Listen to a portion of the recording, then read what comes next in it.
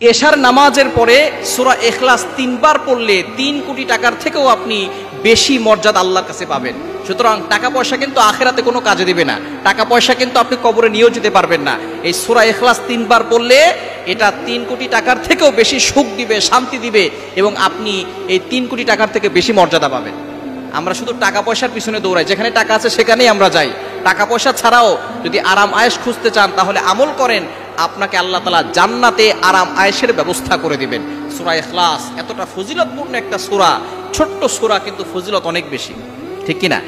এই সূরা ইখলাস পড়লে আল্লাহ পাক রব্বুল আলামিন সুখ শান্তির ব্যবস্থা করবেন, বিপদ আপদ থেকে হেফাজত করবেন, অভাব দূর করে দিবেন, আল্লাহ তাআলা আপনাকে হালালভাবে সম্পদশালী বানিয়ে দিবেন। সূরা ইখলাস এমন সময় নাজিল হয়েছিল যখন নবীজি সাল্লাল্লাহু আলাইহি সাল্লাম কালিমার দাওয়াত দেওয়া শুরু করেছেন, তখন মক্কার কাফেররা নবীজি সাল্লাল্লাহু আলাইহি সাল্লামকে বলা শুরু করেছে, আমরা তো অনেক কোটি কোটি দেবতার পূজা করি, তুমি যে আল্লাহর কথা বলো সে আল্লাহ কয়জন?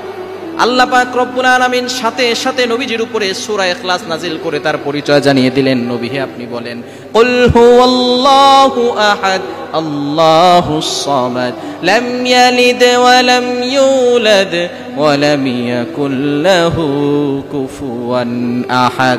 নবী হে, আপনি জানিয়ে দেন, হুয়াল্লাহু আহাদ, আল্লাহ এক, অদ্বিতীয়, আল্লাহ ছাড়া কোনো ইলাহ নাই, আল্লাহ ছাড়া কোনো মাবুদ নাই। আল্লাহুস সামাদ, আল্লাহ হচ্ছেন অমুখাপেক্ষী, তিনি কারো প্রতি মুখাপেক্ষী নন। কুল হুয়াল্লাহু আহাদ আল্লাহুস সামাদ লাম ইয়ালিদ ওয়া লাম ইউলাদ ওয়া লাম ইয়াকুল লাহু কুফুয়ান আহাদ। আল্লাহ কাউকে জন্ম দেন নাই, তিনি কারো কাছ থেকে জন্ম হন নাই। সুতরাং আল্লাহর সমকক্ষ আর কেউ নাই। আল্লাহর মতো আর কেউ আছে? আল্লাহ তাআলা তার পরিচয় দিয়ে সূরা ইখলাস নাজিল করে দিয়েছেন। কাফেররা পরিচয় পেয়েছে আল্লাহ তাআলার, সুতরাং এই সূরার ভিতরে আল্লাহর পরিচয় আছে। নবীজি সাল্লাল্লাহু আলাইহি সাল্লাম জানিয়ে দিয়েছেন, যে ব্যক্তি 3 বার সূরা ইখলাস পড়বে, এক খতম কোরআন পড়লে যে সওয়াব হয় সেই সওয়াব তার আমলনামায় চলে যাবে। আর যে ব্যক্তি 10 বার পড়বে, আল্লাহ পাক রব্বুল আলামিন তার জন্য জান্নাতে একটা প্রাসাদ নির্মাণ করে দিবেন। কি বলেন, সূরা ইখলাসের ফজিলত কম না বেশি? সূরা ইখলাসের এতটা ফজিলত রয়েছে, এটা বলে শেষ করা যাবে না, এতটা ফজিলত সূরা ইখলাসের ভিতরে রয়েছে। আপনার ঘরের ভিতরে অভাব দূর করার জন্য সূরা ইখলাস পড়বেন, আল্লাহ তাআলা অভাব দূর করে দিবেন।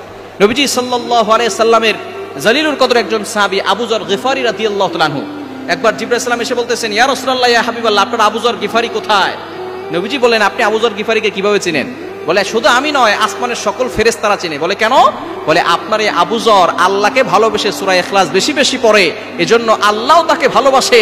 আমরা আসমানের ও জমিনের যত ফেরেশতা আছে সকলে আমরা আবু যর গিফারিকে ভালোবাসি।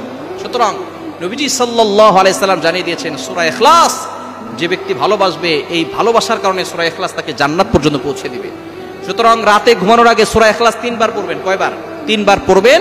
আপনি ওযু করে ঘুমানোর চেষ্টা করবেন, রাতের বেলা ওযু করে ঘুমাবেন, সূরা ইখলাস 3 বার পড়বেন। সাথে সাথে আরো সূরা অ্যাড করতে পারেন, সূরা ফালাক 3 বার, সূরা নাস 3 বার। এটা পড়ে ঘুমালে দুনিয়ার সকল শক্তি মিলেও আপনাকে ক্ষতি করতে পারবে না। জিন শয়তান বলেন, মানুষ শয়তান বলেন, কুফরি কালাম বলেন, ব্ল্যাক ম্যাজিক বলেন, জাদুটোনা বলেন, কোনো শক্তি আপনাকে ক্ষতি করতে পারবে না। আল্লাহ আপনাকে হেফাজত করবেন।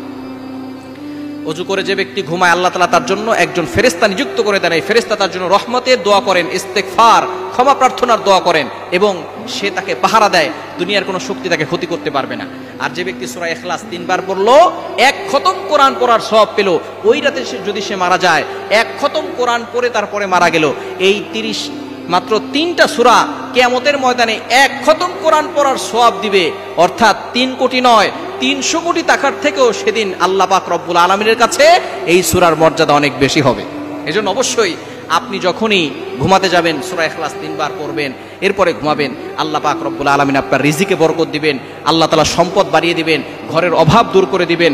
আল্লাহ পাক রব্বুল আলামিন বিপদ আপদ থেকে হেফাজত করবেন, এবং আল্লাহকে ভালোবাসার কারণে আল্লাহ তাআলা জান্নাত